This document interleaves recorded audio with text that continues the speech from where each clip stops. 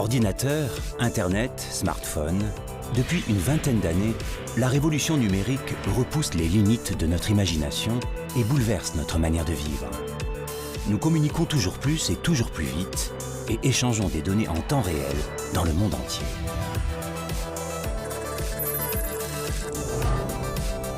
Mais aujourd'hui, une nouvelle rupture technologique est en marche.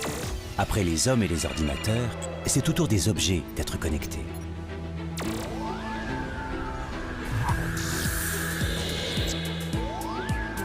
Montres, matelas, frigo, feux de signalisation, Internet tisse un nouveau réseau entre les appareils qui nous entourent.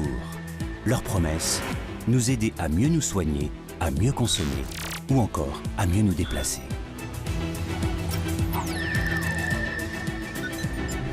Mais jusqu'où ira cette course vers un monde de plus en plus connecté?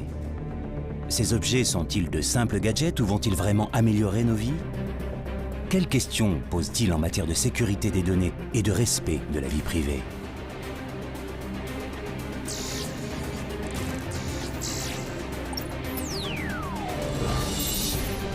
Bienvenue dans un monde où des milliers d'outils intelligents envahissent peu à peu nos villes et nos maisons.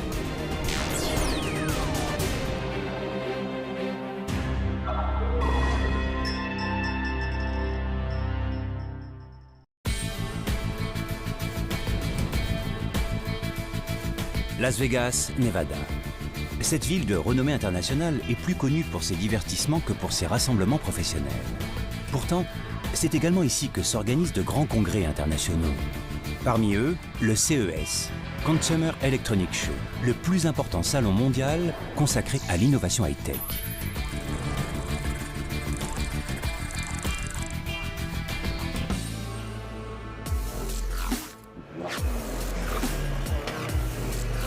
Ici, plus de 3000 exposants sont répartis sur un espace gigantesque et accueillent 170 000 visiteurs du monde entier. Pendant 4 jours, les principales sociétés du secteur font des interventions et présentent leurs derniers prototypes.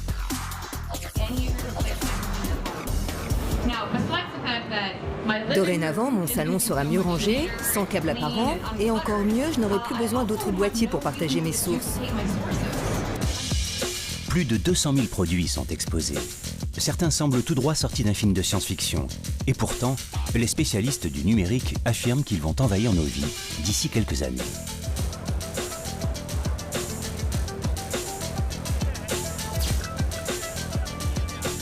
Jérôme Colombin est journaliste spécialisé dans les nouvelles technologies pour une grande radio française. Il analyse chaque jour les dernières innovations. Selon lui, certains de ces produits s'apprêtent à bouleverser notre manière de vivre. Leur nom, les objets connectés. Incontestablement, le marché des objets connectés, c'est le nouvel Eldorado du numérique. Il y a eu l'ère de l'ordinateur, il y a eu l'ère de l'Internet et du réseau, et l'objet connecté, c'est la nouvelle brique qui vient s'insérer dans cet écosystème. Après la révolution d'Internet, certains ingénieurs ont voulu aller plus loin en connectant au réseau non plus des ordinateurs, mais des objets du quotidien. Grâce à cette application, vous pouvez ajuster la température de votre frigo. Ces nouveaux objets connectés ont fait leur apparition au début des années 2000. Parmi eux, la lampe Dahl ou encore le lapin baptisé Nabastag.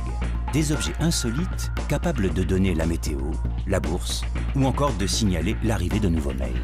Ces accessoires vendus à plusieurs dizaines de milliers d'exemplaires sont les premiers témoins du succès de cette technologie naissante.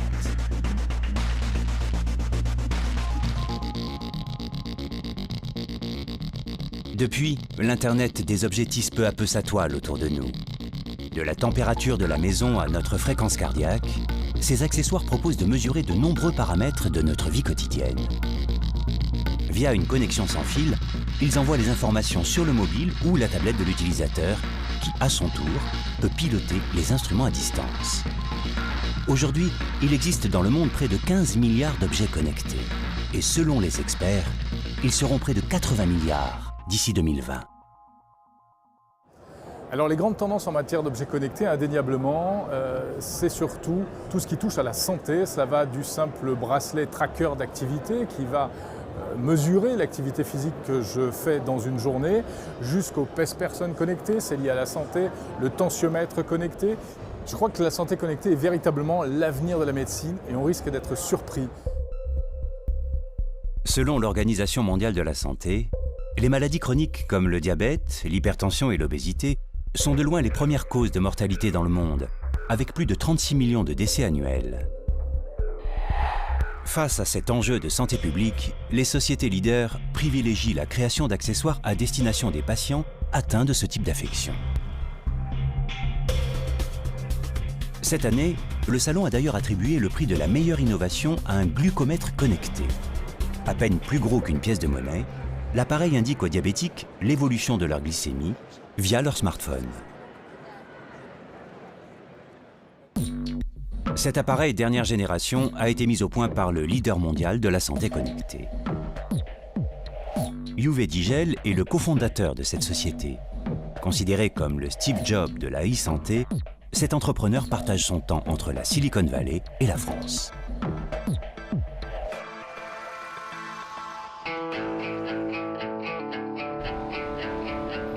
Son laboratoire de recherche et développement est installé au cœur de Paris. Entouré d'ingénieurs, d'informaticiens et de designers, Uwe Digel travaille sans cesse sur de nouveaux prototypes. La majorité des appareils imaginés dans ses bureaux sont destinés aux personnes atteintes de maladies chroniques.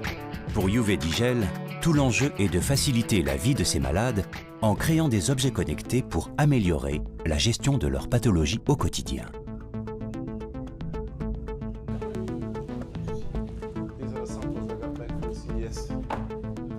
Le fait d'utiliser un smartphone rend soudain tellement plus facile l'interprétation, ce qui fait que n'importe qui peut avoir accès et peut comprendre ces données médicales.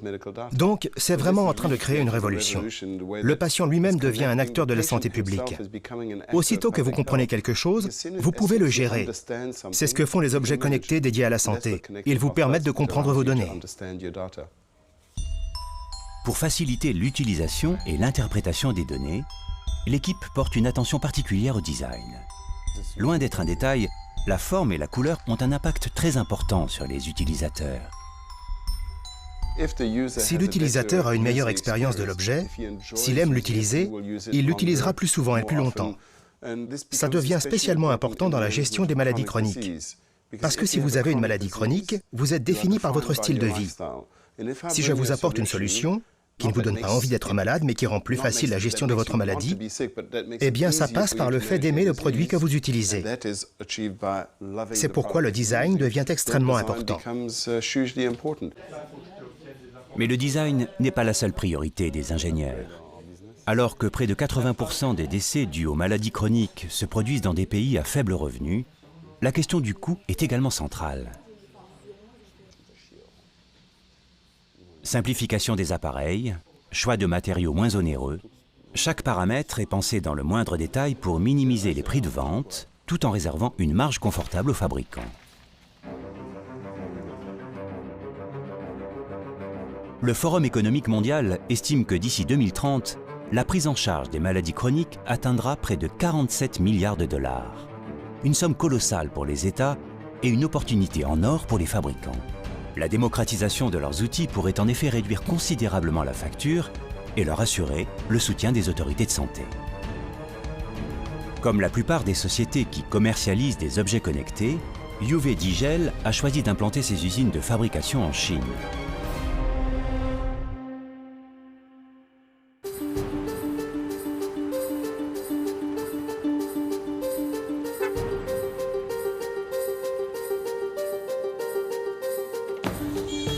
Tianjin est à 120 km de Pékin. Avec une agglomération de plus de 14 millions d'habitants, il s'agit de la 4e ville du pays.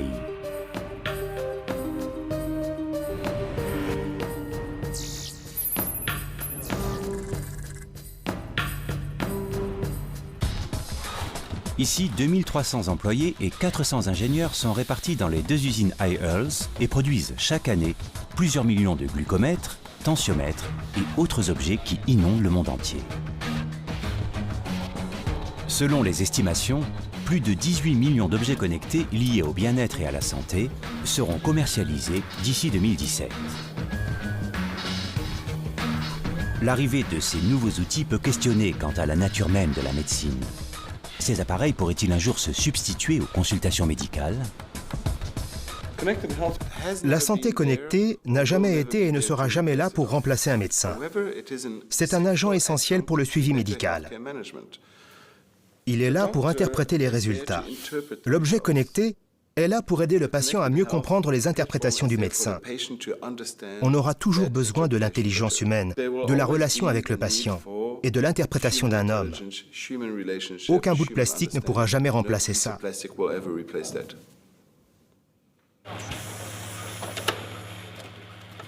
Loin de pouvoir remplacer l'expertise des médecins, les objets connectés pourraient néanmoins devenir de nouveaux outils indispensables. Aujourd'hui, certains professionnels de santé commencent même à les conseiller à leurs patients pour améliorer leur suivi.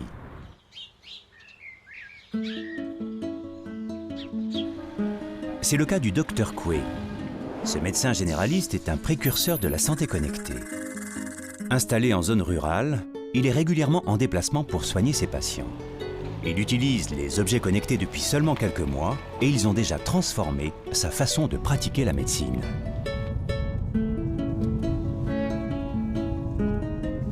Ah oui, en tant que médecin de campagne, comme on dit, médecin de brousse, c'est-à-dire vraiment dans le désert médical où on est vraiment isolé, où il y a un médecin pour 2500 habitants, nous impose d'avoir ces objets-là parce que ça va nous permettre de pouvoir déléguer, de pouvoir surveiller à distance pour être vraiment performant. Là, on va aller voir un de mes patients qui est hypertendu. Il a un objet connecté, il a un tensiomètre depuis quelques semaines et il m'a envoyé donc quelques mesures par mail. Donc il a des chiffres tensionnels qui sont un peu fluctuants.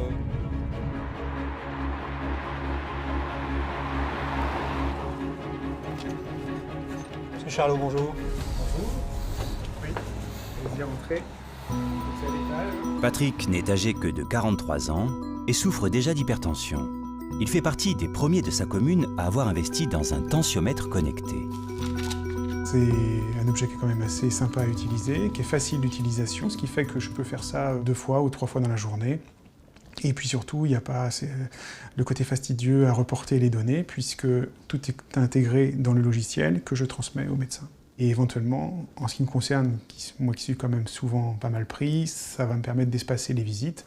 On va voir un petit peu par rapport au cardiologue, si on a à peu près les mêmes choses. Avec cette application, le patient se place au cœur du dispositif de soins et peut suivre l'efficacité de son traitement de manière plus autonome.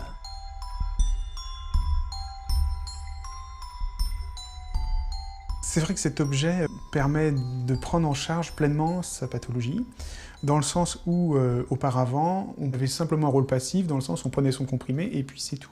Là maintenant, c'est vrai que d'une part, je vois l'évolution de mon hypertension de tous les jours, et puis ça me motive aussi à appliquer, en plus du traitement médicamenteux, toutes les règles hygiéno-diététiques pour faire baisser mon hypertension. Aujourd'hui, les praticiens sont très peu nombreux à utiliser ces objets régulièrement. Pourtant, dans tous les pays industrialisés, la grande majorité des professionnels de santé voient en eux le moyen de faire évoluer la pratique de leur métier. On avait, avant que le médecin, avec son tensiomètre à poire, disait la tension à son patient, le patient ne le voyait pas, non, il n'avait qu'à croire son médecin, tandis que là, le patient visualise en même temps que le médecin la tension artérielle. Ça donne vraiment une idée de votre état cardiaque. On a quand même cette tension à surveiller. Et puis à ce moment-là, on recontrôle. Du simple gadget aux capteurs les plus sophistiqués, les objets connectés vont sans nul doute envahir les hôpitaux et les cabinets médicaux. Médecins et patients devront bien sûr se former à leur utilisation et leurs bénéfices à long terme devront être évalués par des études scientifiques. Mais pour le Dr Quay, les perspectives offertes semblent presque illimitées. Bon, à plus tard. Le corps va devenir le nouvel objet connecté. Alors, on va avoir des capteurs partout, et nous, on peut peut-être avoir certaines craintes, mais surtout, moi, je suis toujours positif dans ces choses-là. Il y a toujours l'effet bénéfice-risque, où l'observance, obligatoirement, sera meilleure. Au-delà de ces promesses, l'arrivée de ces nouveaux accessoires peut nous interroger sur cette tendance à vouloir tout mesurer. Chacun de nous pourrait en effet devenir un malade potentiel. avant même de développer des symptômes, nous pourrions être tentés de surveiller en permanence la moindre de nos variations physiologiques. Mais aujourd'hui, les fabricants promettent surtout d'épauler les patients et les personnes dépendantes. Ainsi, les ingénieurs poursuivent le développement d'un environnement plus sûr, en particulier pour la sécurité des seniors. Chaque année dans le monde, des millions de personnes âgées tombent de façon accidentelle, avec des conséquences parfois fatales. Face à une population de plus en plus vieillissante, la prévention des chutes est donc devenue un réel enjeu de santé publique. À Vils, au Luxembourg, une société a décidé de s'emparer de cette problématique. Dans ses laboratoires, elle a mis au point un sol connecté et intelligent. Un revêtement d'à peine 1 mm d'épaisseur à installer sous un parquet ou une moquette et qui pourrait bientôt envahir les établissements médicaux. Christoph Rettler, directeur de la recherche et de l'innovation, est le responsable du projet. Cette sous-couche active va détecter les activités, l'activité, le comportement du résident dans son environnement. Cette sous-couche ne nécessite pas d'électricité pour fonctionner, c'est-à-dire qu'il y a zéro courant, c'est lui-même qui va générer son propre signal. Donc ce signal va être capté par une carte électronique. Dans cette carte électronique, un algorithme qui, en fonction de l'événement, va déclencher soit une alarme, soit indiquer une activité du résident dans son environnement. Parfait, on est prêt. Aujourd'hui, en phase de test, le dernier prototype fait l'objet d'une simulation. Tu rentres, le résident rentre dans sa chambre. À chaque pression exercée à sa surface, le parquet connecté analyse la situation. Parfait. Le vert indique des déplacements dans la chambre et l'entrée. Donc il va décider d'aller à la salle de bain pour aller se laver les mains. Le bleu clair indique la salle de bain. Et une fois le résident installé dans une pièce, la couleur bleu foncé est affichée. En revanche, si la personne âgée tombe au sol, l'alerte rouge s'inscrit immédiatement. Donc il va se relever peut-être un peu vite, et là il va chuter.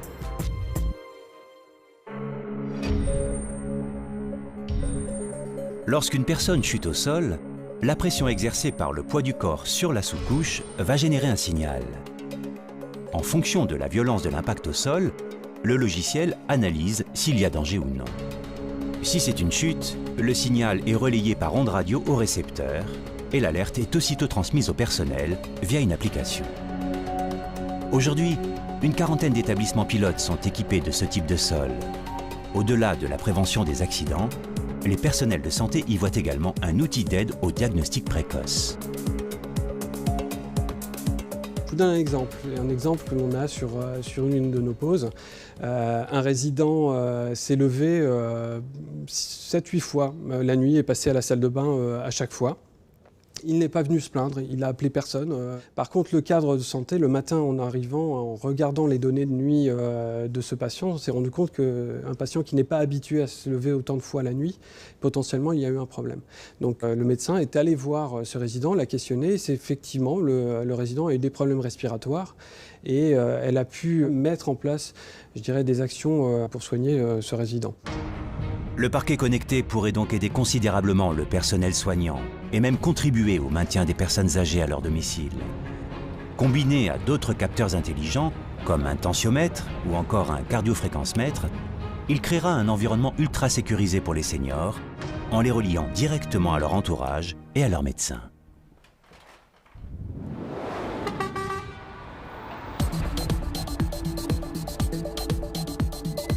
Mais ces innovations qui s'invitent à la maison ne concernent pas uniquement le bien-être de nos aînés.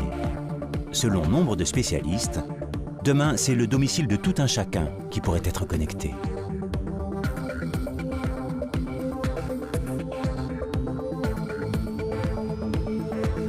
Depuis quelques années, les fournisseurs d'accès à Internet proposent ainsi des box domotiques, des boîtiers multifonctions reliés à des capteurs disposés dans toute la maison et capables de détecter tout événement inhabituel, de créer des scénarios automatisés ou encore de piloter la maison à distance.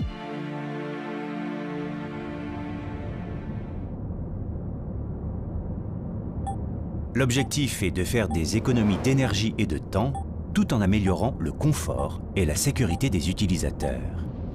Et en matière de domotique, l'imagination des fabricants semble presque sans limite.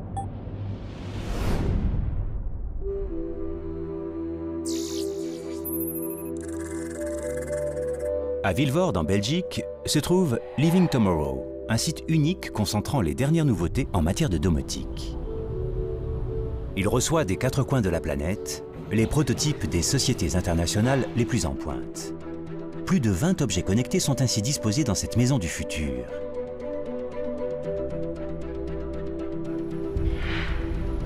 Daniel Wimmels est manager de l'innovation. Il guide les visiteurs dans ce labyrinthe high-tech. Living Tomorrow est une plateforme indépendante où un certain nombre de sociétés qui sont des sociétés innovatives vont se rencontrer. Seconde chose, c'est que nous essayons de montrer au public comment celui-ci va vivre dans les 5 à 10 ans qui vont suivre. Dans cette maison, tout ou presque est connecté.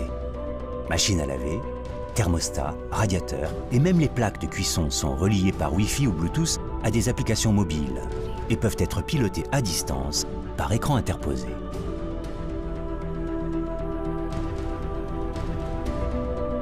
Le gros électroménager se dote lui aussi d'une connexion. C'est le cas de ce prototype de réfrigérateur. L'appareil est équipé d'un lecteur de puces électroniques et mémorise tous les produits placés à l'intérieur. Il est aussi doté d'une connexion Internet et d'un écran tactile donnant accès à plusieurs applications. Donc si votre frigidaire sait ce qui rentre et c'est ce qui sort, il connaît la différence. Et la différence, c'est ce que vous avez encore. Et sur base de ça, il pourra vous aviser si à partir d'un certain moment, vous êtes presque en date de péremption pour certains produits. Grâce à son cerveau informatique, le frigidaire est ainsi capable d'informer son propriétaire en temps réel sur son contenu. Il peut également créer une liste de courses basée sur les habitudes alimentaires du foyer, ou encore prévoir des menus équilibrés en fonction de ce qu'il contient. Ses concepteurs imaginent même le rendre capable de faire lui-même ses courses en passant commande sur Internet. Peu à peu, les objets domestiques se transforment ainsi en machines intelligentes capables de nous aider à prendre des décisions. Bientôt, les chambres ou les salons seront peut-être équipés de miroirs de ce type, branchés à Internet et reliés à une série de capteurs disposés dans les maisons. Composé d'un verre semi-réfléchissant, l'objet peut afficher le reflet d'une personne, mais aussi y superposer des images. Il affiche les nouvelles du jour, mais également des informations de santé comme le rythme cardiaque ou encore le risque d'allergie en fonction de la composition de l'air. Le miroir conseille même l'utilisateur en fonction de ses paramètres personnalisés. Cette technologie ouvre la voie à des applications inédites. Parmi elles, des ingénieurs travaillent actuellement à la mise au point de médicaments connectés. Des pilules dotées de capteurs qui s'activent une fois arrivées dans l'estomac et envoient des informations à un patch collé sur la peau. Au moment où vous l'ingérez, automatiquement elle se retrouve dans votre estomac et vous allez avoir un capteur qui va capter les informations de la puce à fréquence radio qui sont dans votre estomac et de là, ils vont via le Bluetooth ou via le Wi-Fi de la maison, ils vont envoyer ces informations vers notre miroir. Et de là, on pourra voir comment on a dormi, si on a bien pris ses médicaments, quels sont les médicaments qu'il faut peut-être augmenter, et ainsi de suite. Des capteurs à l'intérieur du corps qui communiquent en temps réel avec le miroir du salon, un scénario digne de Big Brother. Pour l'instant, ces médicaments connectés doivent faire l'objet de recherches complémentaires afin de s'assurer de leur innocuité pour la santé humaine. Mais le procédé au cœur de ces pilules est déjà au point et se base sur un système bien connu, la RFID pour identification par radiofréquence. Cette technologie développée il y a des décennies et longtemps réservée à des usages militaires a peu à peu envahi notre quotidien. On la retrouve par exemple dans les cartes de transport, les cartes bancaires ou les badges d'accès à des bâtiments sécurisés.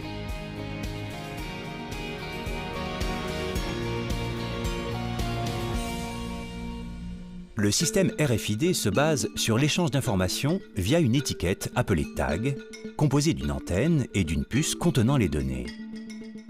Le lecteur possède lui aussi une antenne et envoie de l'énergie au tag via des ondes radio. Le tag devient alors actif et peut à son tour envoyer des informations. Dans le nord de la France, une jeune société internationale s'est justement spécialisée dans la mise au point de solutions RFID. Ambisphère collabore avec des dizaines d'industriels à travers près de 35 pays. Ici, une trentaine d'ingénieurs, d'informaticiens et de designers mettent au point des lecteurs nouvelle génération.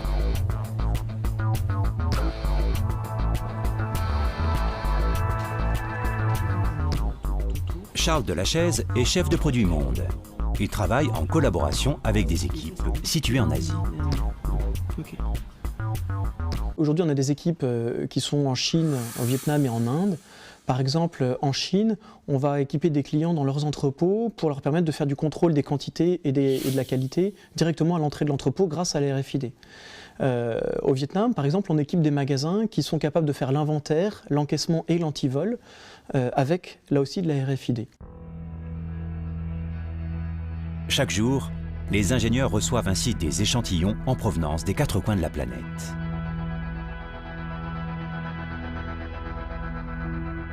Au sein d'une chambre capitonnée qui isole parfaitement les ondes, ils mesurent l'efficacité des puces en fonction de la nature des produits.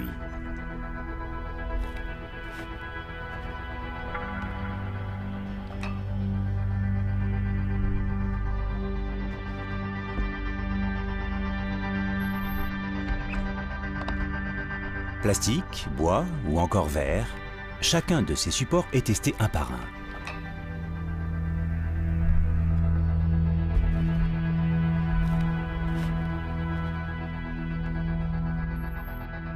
L'objectif, mesurer la distance d'émission des ondes pour chaque matière. Est-ce que tu as pu faire le dernier test sur le prototype de tag qu'on a reçu? Ouais, je l'ai testé, les résultats sont super intéressants d'ailleurs. Dans l'air, on est plutôt pas mal, on est à 7,5 et du coup sur le plastique, c'est quelque chose d'intéressant. On monte jusqu'à 11 mètres. Par contre, sur le verre, j'ai pas une super nouvelle, on se retrouve plus à 1 mètre, ça va être compliqué. Je pense qu'il va falloir. D'accord, donc ça dégrade fortement sur le verre. C'est ça, exactement. Je te Ok, le passe. merci.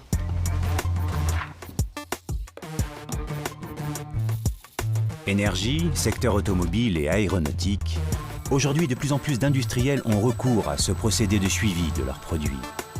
Et plus récemment, des enseignes de la grande distribution ont aussi choisi de l'intégrer au sein même de leur point de vente. Ambisphère vient justement d'équiper une chaîne internationale de magasins de sport. Tous les produits possèdent un tag RFID à l'intérieur de leur étiquette. La gestion des stocks et leur inventaire sont améliorés et au final, les clients s'y retrouvent également. Ce que la RFID va changer dans la vie de tous les jours pour le grand public, c'est d'abord, par les grandes enseignes qui déploient aujourd'hui, c'est d'avoir un stock beaucoup plus juste dans les magasins. C'est-à-dire que si je vais dans une enseigne faire mes courses, je vais toujours trouver la bonne taille et la bonne couleur du produit qui m'intéresse. J'aurai beaucoup moins de ruptures. Grâce à cette minuscule puce, les objets connectés peuvent donc fournir de nombreuses informations. Les enseignes imaginent ainsi des cabines intelligentes, capables de lire les données contenues dans les tags des vêtements. Imaginons que je rentre dans une cabine d'essayage et que je sois sportif, par exemple, et j'aime la course à pied. Je vais rentrer avec une paire de baskets et automatiquement, quand je vais rentrer dans la cabine, on va me dire, voilà, tu es rentré avec cette paire de baskets. Il existe aussi une paire de baskets qui est encore plus haut de gamme et qui peut-être me correspond plus parce que je suis un coureur fréquent.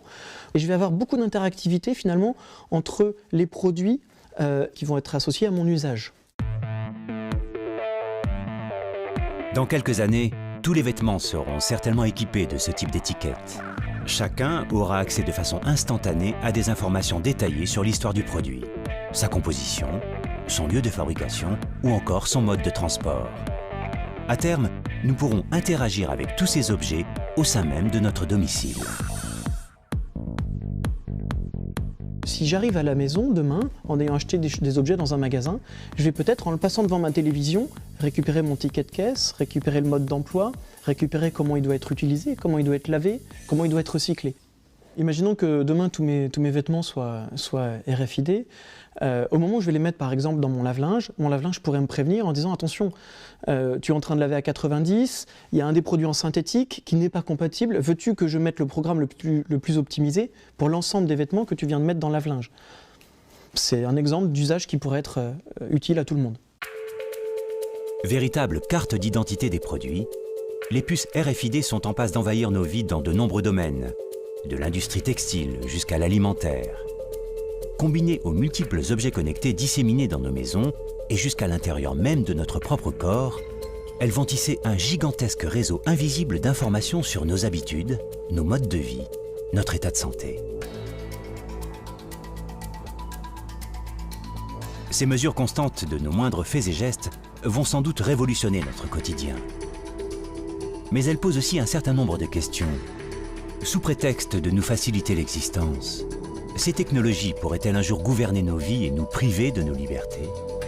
Le fantasme d'une existence sous surveillance et assistée par la technologie est-il en passe de devenir une réalité? Pour Laurent Salard, sociologue de l'innovation, tout dépend de l'usage que nous ferons de ces nouvelles technologies.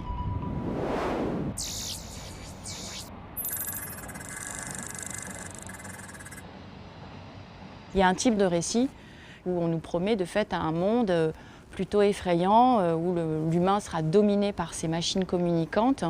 Ça reste du discours, ça reste un récit nourri d'imaginaire de science-fiction et qui ne correspond pas forcément aux usages que l'on en fera. Et il faut veiller à ce que ces objets connectés ne nous rendent pas moins autonomes, mais qu'on profite des opportunités de leur puissance de calcul, de leur pouvoir d'information et de meilleure connaissance de notre environnement, de nos consommations, pour mieux agir. Il s'agit de s'en servir à bon escient. Voilà. La plupart des spécialistes voient ainsi dans les objets connectés un moyen de nous libérer des contraintes du quotidien afin de nous concentrer sur l'essentiel. Au-delà de l'automesure et de la sphère privée, ces outils pourraient d'ailleurs avoir des usages collectifs et améliorer le vivre ensemble, en particulier dans les villes. Selon l'ONU, 2 personnes sur 3 vivront en ville à l'horizon 2030, soit 5 milliards de citadins dans le monde entier. En parallèle, les agglomérations devraient tripler de volume.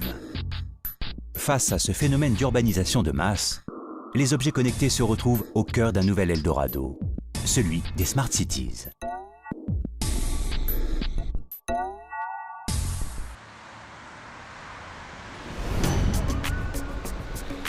En Espagne, Madrid est l'une de ces villes pionnières dans la transformation urbaine.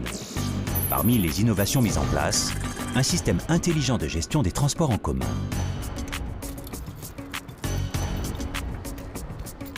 Ici, les lignes de tramway sont toutes équipées d'un dispositif complexe.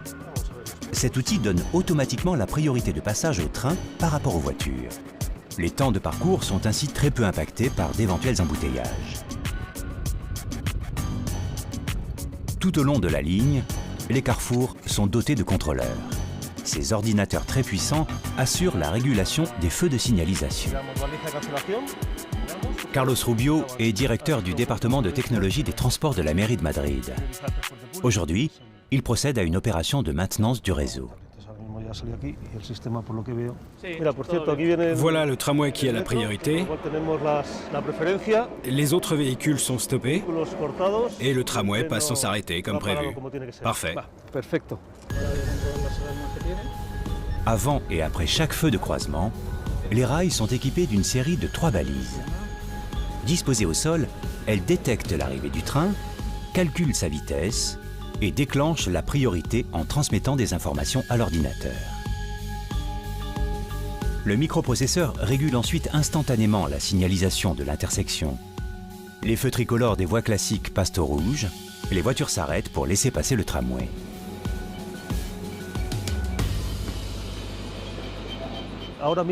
Aujourd'hui, on peut dire que le tramway passe dans 99,99% des cas. Quand il doit s'arrêter, c'est parce qu'il y a un incident ou un problème, mais qui n'est pas imputable au système de régulation. ça ne veut pas dire qu'il n'est pas en lien avec le reste de la ville. En fonction des conditions de la voie et des données plus générales sur le trafic, le système va moduler les feux de signalisation pour que le temps d'attente et d'arrêt des véhicules soit minimaux.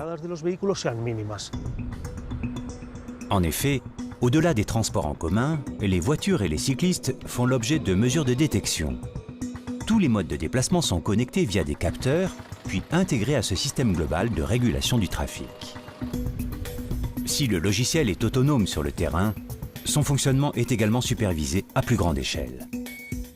Les millions de données sont envoyées et analysées ici, au centre de gestion de la mobilité de la ville. Sur cette plateforme intelligente, une dizaine d'opérateurs surveillent et gèrent le trafic 24 heures sur 24. Grâce au réseau de capteurs disposés dans la ville et à la puissance des ordinateurs qui les contrôlent, la municipalité peut suivre la circulation en temps réel.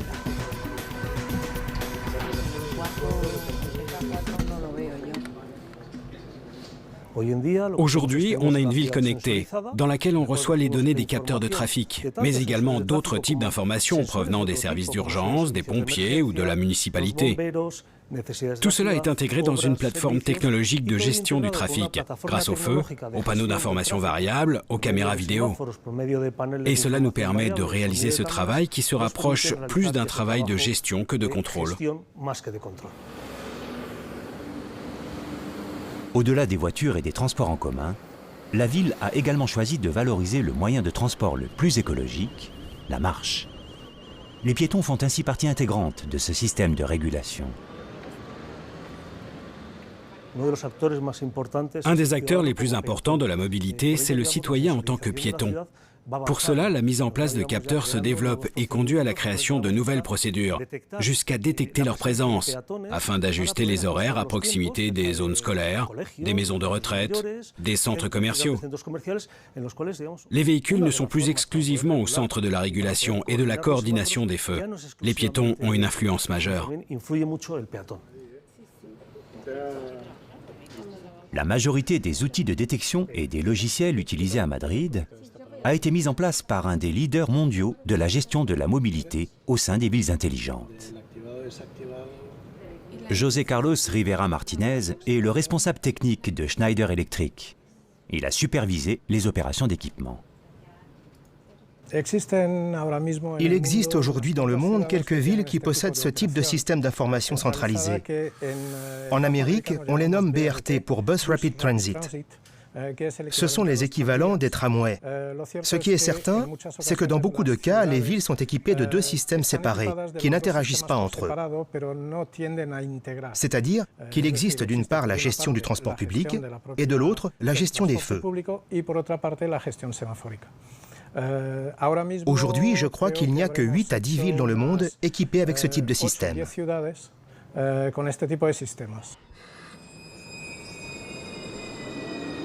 À Madrid, grâce à ces installations, sur un parcours moyen d'1 heure en voiture, les usagers du tramway gagnent près de 12 minutes. Une économie de temps pour les citoyens, accompagnée d'une réduction de la pollution atmosphérique et sonore. Au-delà de l'amélioration de la mobilité des citadins, ce système unique de gestion permet également aux opérateurs de réduire leur temps d'action lorsqu'un incident survient. Car si les systèmes sont conçus pour être autonomes, un agent peut aussi intervenir directement en cas de besoin.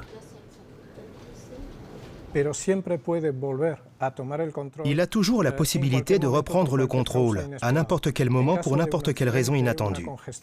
Dans le cas d'un accident, d'un bouchon, l'opérateur peut modifier le temps des feux de manière à éviter que les transports publics entrent en conflit avec le trafic routier. Mais surtout pour faciliter l'intervention d'autres groupes, de la municipalité, ou même de la police, des pompiers ou des ambulances, qui, dans certains cas d'urgence, auront besoin d'un accès rapide au lieu, pour vraiment évaluer la situation le plus rapidement possible et résoudre l'incident.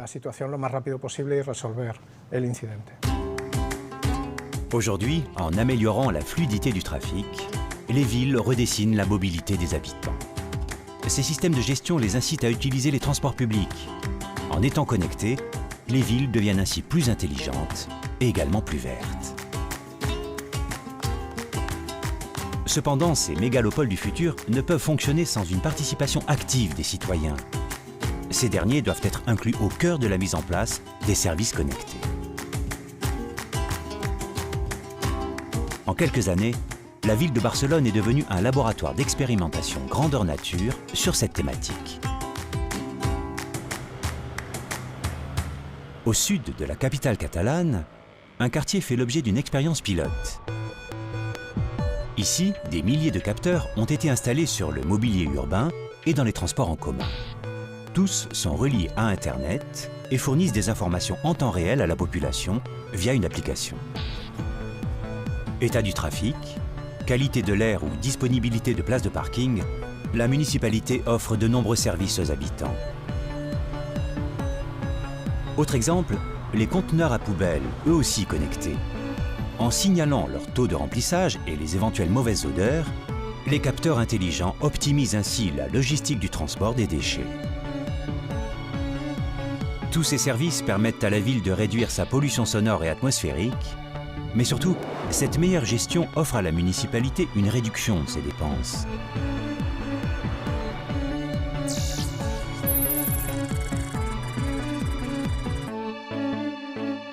Maria Galindo est la coordinatrice du département de l'habitat urbain de la mairie de Barcelone.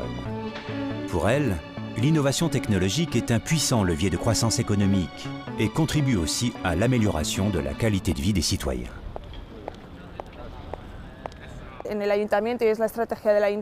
La stratégie de la municipalité est d'utiliser la technologie pour améliorer la qualité de vie des citoyens et l'efficacité de nos actions.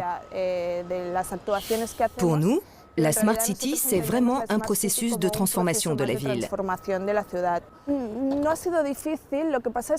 Ça n'a pas été difficile, mais c'est un projet sur le long terme qui transforme la ville en profondeur. Et il y a aussi une dimension sociale dont nous verrons les changements sur les 50 prochaines années, jusqu'en 2050. Au cœur du processus de transformation de la ville, les citoyens ont la possibilité, toujours via une application, de signaler à la ville des éventuels dommages sur la voirie ou tout autre incident. Ainsi connectés, les habitants deviennent des citoyens capteurs. Aujourd'hui, des centaines de personnes participent au projet. Toutes les données sont ensuite acheminées dans cette salle de contrôle et relayées aux services concernés.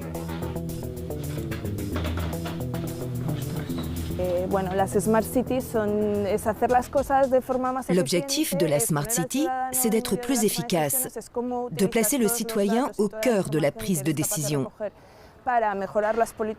Nous prenons en compte toutes les données qui nous sont envoyées pour optimiser le service public et ainsi améliorer la qualité de vie des habitants.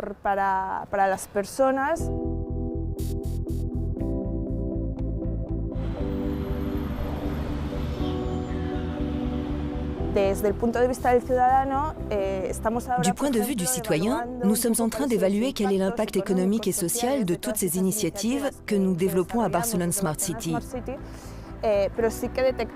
Mais ce que nous pouvons déjà constater depuis quelques années, c'est que les citoyens se sentent plus en sécurité grâce à ces nouveaux services.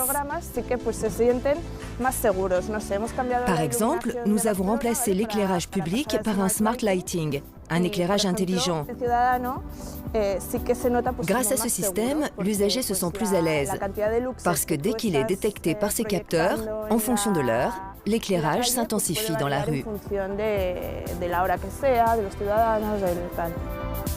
De la gestion de l'énergie au réseau électrique, en passant par celle de l'eau et de la mobilité, tous les secteurs de la vie quotidienne sont désormais susceptibles d'être connectés. Autant de mesures qui devraient permettre de réduire à terme plus de 15% des émissions de CO2. Mais pour les mégalopoles, la transition va être longue et complexe afin de pouvoir connecter tous les services entre eux. Architectes, ingénieurs et urbanistes devront adapter les infrastructures existantes pour faire de ces agglomérations des smart cities entièrement connectées.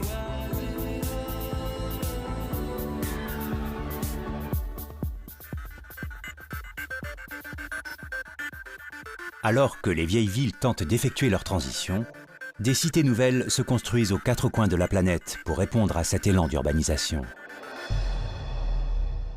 En Corée du Sud, Songdo est le prototype de ces nouveaux projets urbains qui sortent de terre en quelques années. Construit à partir de 2003, ce laboratoire de la vie ultra connectée pourrait préfigurer le visage des villes de demain.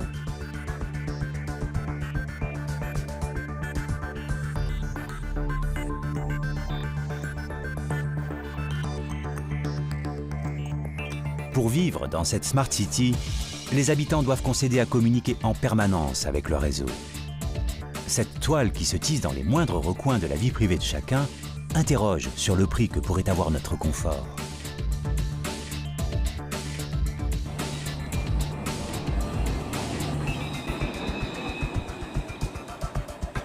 Ces innovations ne nous rendront pas moins libres si on en fait un bon usage, c'est-à-dire que si on en fait un usage pour notre connaissance du monde, ça peut être évidemment plutôt émancipateur parce que mieux connaître notre environnement, l'air que l'on respire, notre consommation d'énergie, ça permet d'agir de façon plus responsable parce qu'on ne peut plus ne plus savoir et donc on ne peut plus dire on ne sait pas. Là on sait et donc il faut agir en conséquence. Donc ça ne nous rend pas moins libres, au contraire, ça nous rend plus libres de mieux agir si on en fait un bon usage, si on maîtrise l'usage des données notamment qui sont issus de ces objets connectés. Si nos libertés ne semblent pas a priori menacées, l'ultraconnexion génère tout de même un nombre colossal de données. Des informations qui concernent notre travail, nos habitudes, nos loisirs. Cet ensemble de contenus numériques a donné naissance au big data ou mégadonnées. D'ici 2020, le volume déjà gigantesque des données mondiales va être multiplié par 35. Dès lors se posent des questions relatives à leur sécurité. Parfois, les pirates informatiques vont beaucoup plus loin. Aux États-Unis, en décembre dernier, c'est la 3e chaîne de supermarchés du pays qui a été prise pour cible. Les données de plus de 100 millions de personnes, un Américain sur 3, avaient été dérobées. Banques, chaînes de magasins, opérateurs téléphoniques. Régulièrement, de grandes entreprises font l'objet de piratage informatique. Alors que penser des informations personnelles de chacun? Elles sont stockées dans des milliers de data centers à travers le monde. Ces sites ultra sensibles font l'objet de mesures de sécurité drastiques.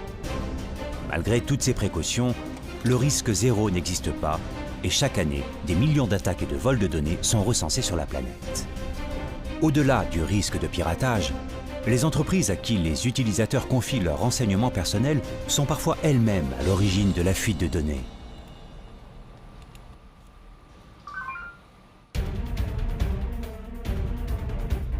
Aux États-Unis, comme dans de nombreux autres pays, les données personnelles sont en effet considérées comme des biens marchands dont l'usager autorise a priori l'échange et la revente. En Europe, en revanche, les citoyens sont pour l'heure mieux protégés. Des lois garantissent la transparence dans la collecte éventuelle de données. L'utilisateur doit ainsi obligatoirement donner son consentement préalable. Mais la crainte d'une surveillance permanente, d'une vie disséquée et monnayée à grande échelle par des multinationales en quête de profit, est aujourd'hui bien réelle. On a souvent peur de Big Brother. Oui, c'est une mauvaise nouvelle, mais Big Brother existe. Il est déjà là d'une certaine manière. C'est vrai, toutes ces informations qui sont collectées. Il faut savoir aussi, et il ne faut pas se voiler la face, que c'est le nerf de la guerre et c'est ce qui permet à ces entreprises de vivre en exploitant ces données. Demain, l'échange de data pourrait générer autant, si ce n'est plus de bénéfices pour les fabricants, que la vente des objets eux-mêmes. Dans le domaine de la santé, par exemple, les mutuelles auraient tout intérêt à récolter des informations sur nos comportements. Il est évident qu'il y a des contrats qui sont en train de se créer, qui sont déjà créés entre des compagnies d'assurance et certains industriels. Il est évident qu'il peut y avoir des dérives importantes, des gens qui ne peuvent pas être assurés parce qu'obligatoirement ils ont des pathologies un petit peu plus importantes. Maintenant, voyons toujours l'aspect positif de la chose. La santé connectée va permettre d'avoir des données médicales et donc des suivis importants. Et je pense que les effets bénéfices-risques sont vraiment plus importants pour les bénéfices que pour les risques. Le big data suscite aujourd'hui des inquiétudes légitimes sur les dérives possibles. Mais pour certains spécialistes, mieux se protéger, c'est avant tout raisonner sur les usages de ces objets connectés. Car bientôt, ils auront investi en profondeur tous les domaines de notre vie quotidienne. Mais honnêtement, il y a tellement de nouveaux produits qui arrivent sur le marché tous les jours que ce n'est qu'une estimation. Parce que la finalité d'ici 2-3 ans, c'est que tout ce qui pourra être connecté sera connecté. C'est une réalité.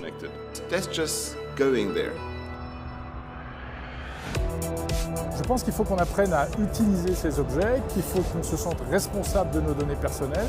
Alors, il ne faut quand même pas oublier que tous ces objets sont censés nous faciliter la vie et ils nous facilitent la vie de plus en plus.